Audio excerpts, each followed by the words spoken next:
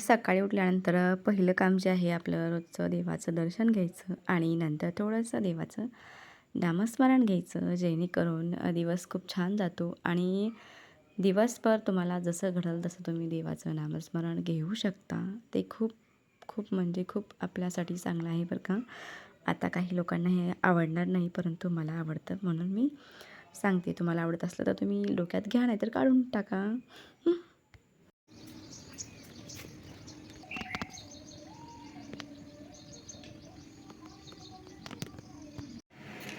तर हे आहे व्हिटॅमिन ईची गोळी. हे एरंडाचं तेल आहे आणि ह्याच्यामध्ये प्लस आपल्याला हे पॅराशूट, हे सगळं एकजीव करायचं आहे आणि नंतर आपल्या केसाला अप्लाय करायचं आहे.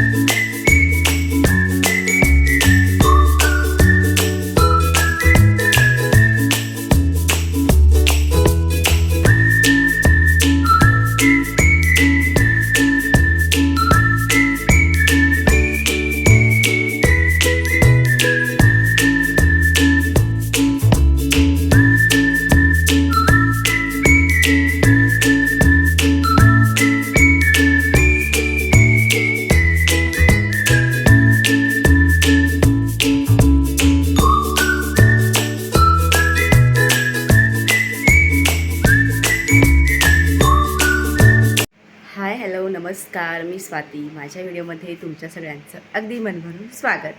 श्री स्वामी समर्थ सगळ्यांना. श्री शिवाय नमस्तुभ्य. तर तुम्ही बघू शकता किती मस्त असं ऊन आलेलं आहे आणि इथं व्हिटॅमिन डी भरपूर प्रमाणात आम्हाला मिळतं बरं का खायला. तसं नाही काय. आणि छान मस्त कवळं कवळं ऊन आलेलं आहे. आता सध्या पिहू आणि श्री दोघं पण झोपलेले आहेत. तर मी सगळ्यात पहिलं झाडून घेते आणि नंतर मग भेटूया आपण. चला.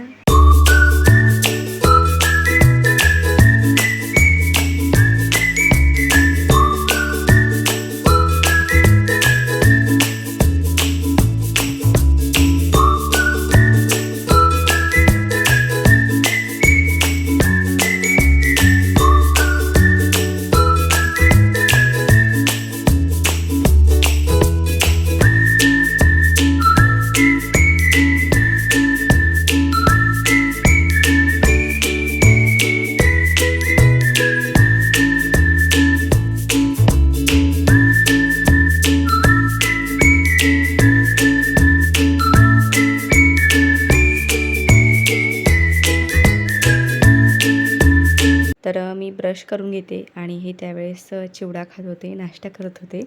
त्यांनी लवकर अंघोळ केलेली. नंतर मग मी अंघोळ केली आणि आम्ही सगळ्यांनी मिळून मस्त असा चहा घेतला. नंतर मग मी पण नाश्ता केला आहे. तर नाश्त्यामध्ये आज फक्त चिवडा होता, दुसरं काही स्पेशल असं तर संडे बनवलेलं नव्हतं. नंतर मग मुलांचं त्यांनीच आवडलेलं संडे म्हटल्यानंतर त्यांच्याकडेच हे खातं जे आहे ते दिलेलं असतं आमच्या इथलं बरं का. दोघांना पण अंघोळ घालणं, त्यांचा मेकअप करणं आणि पिहूला आणि स्त्रीला दोघांना पण म्हणजे त्यांच्याकडून आंघोळ करून घ्यायला खूप जास्त आवडते.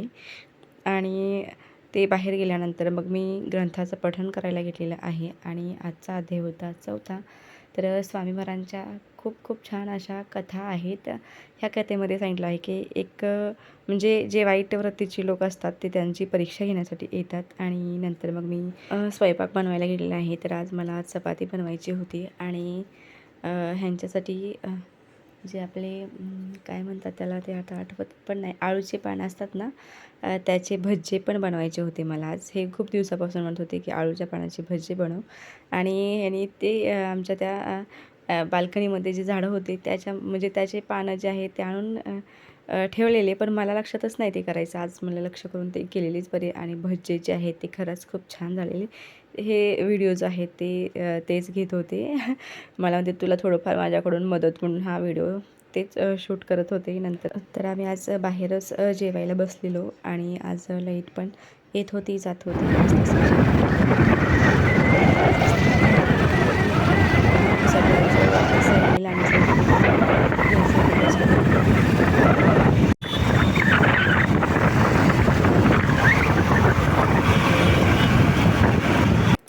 आज स्पेशल भाजी होती पनीरची, तर त्याच्यासाठीचं साहित्य जे आहे ते मी तुम्हाला सांगणार आहे. दोन मोठे कांदे घेतलेले आहेत कट करून आणि 3 टोमॅटो घेतलेले आहेत, ते पण व्यवस्थित असं कट करून.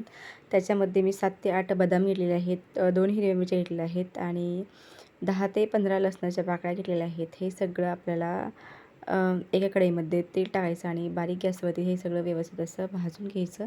एक 10 मिनटं किंवा 15 मिनटं तुम्ही हे भाजून घेऊ शकता आणि नंतर मग थंड व्हायला ते ठेवून द्यायचं आणि तोपर्यंत ते थंड होईपर्यंत इकडं जे आहे ते आपण पनीर जे आहे ते व्यवस्थित असं पनीरला पण व्यवस्थित असं फ्राय करून घेऊया. तर मी चपात्या केल्या होत्या ह्याच तव्यामध्ये, तर त्याच्यावरतीच मी 1 माप तेल टाकले आणि त्याच्यामध्ये पनीर जे आहे त्याचे छोटे छोटे पीस केले आणि ते त्याच्यामध्ये टाकलेले आहे, ते पण व्यवस्थित असं फ्राय करून घ्यायचं. तुम्ही जास्त तेल वापरलात तर पनीर जे आहे ते तव्याला किंवा कढईला चिटकणार नाही, ते व्यवस्थित असं भाजून घ्यायचं. ही एक सगळ्यात महत्त्वाची ह्याच्यामधली काय म्हणतात ती टीप आहे, तुम्ही पण लक्षात घ्या. आणि नंतर मग ते सगळं थंड झाल्यानंतर त्याला मिक्सरवरती मी बारीक अशी पेस्ट केलेली आहे.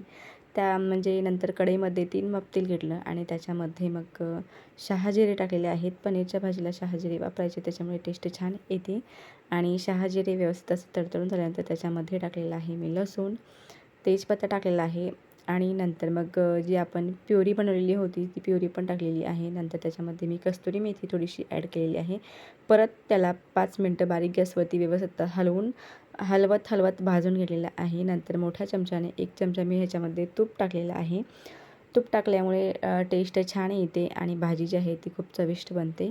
आणि जोपर्यंत त्या प्युरीला तेल सुटत नाही तोपर्यंत आपल्याला हे सगळं व्यवस्थित असं भाजून घ्यायचे. नंतर मग तेल सुटलं नंतर त्याच्यामध्ये मी पनीर मसाला ॲड केलेला आहे आणि लाल तिखट आणि परत एकदा त्याला 2 मिनटं हलवून घेतलं. नंतर त्याच्यामध्ये जे पनीरचे तुकडे होते ते टाकलेले आहेत, ते टाकून परत त्याच्यामध्ये मी 2 ते 3 वाटी दूध टाकलेलं आहे. तुम्ही पाणी पण टाकू शकता, पण दुधामुळे टेस्ट छान येते.